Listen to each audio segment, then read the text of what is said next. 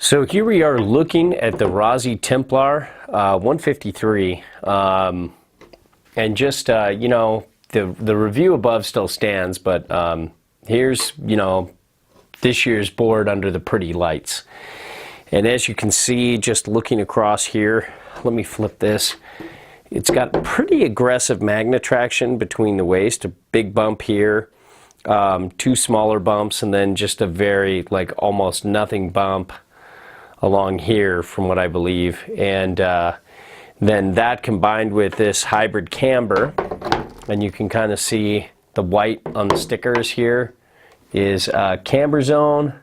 Kind of goes out to about the mid-level of the bindings and then starts rockering up.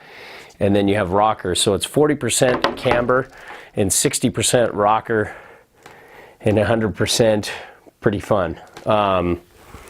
I would say, though, it would be nice to see more camber these days, just a little bit more. I love that. You know, I wish they'd just bump everything up to, you know, 60% camber, just to a little past the bindings, so there's a little rocker then afterwards. But hey, it does a good job, especially for this price point and who it's for.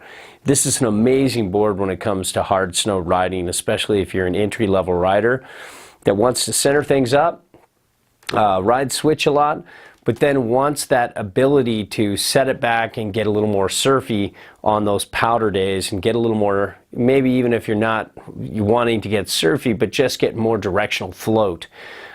Really helps. And so just kind of, you know, they play out the minimum and max reference stance on the specs, so you don't really have to worry about that here.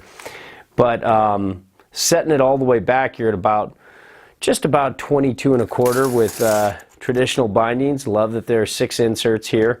And with 22 1/4, you're looking at just about 20 1/2 on normal bindings.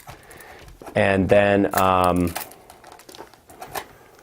17 on the back. So you're looking at 3 1/2 inches back on board, which is a really great thing for, you know, that's kind of like on par on the upper end of like all mountain, you know, setback adjustability.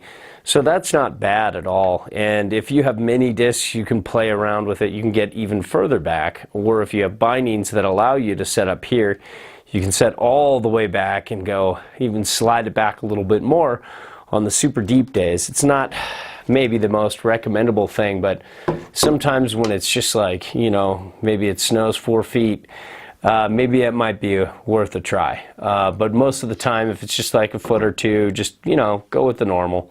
But all in all, I mean, the Templar is always one of those boards, you know, it might or might not be a favorite depending on the year, but it's always one of those boards we recommend for those that see a, you know, a wide variety of conditions, from the very hardest to icy snow all the way down to, you know, soft, deep, thick powder. This is a great entry-level one-board solution, and the review above still stands, and there you have it. That's the Templar.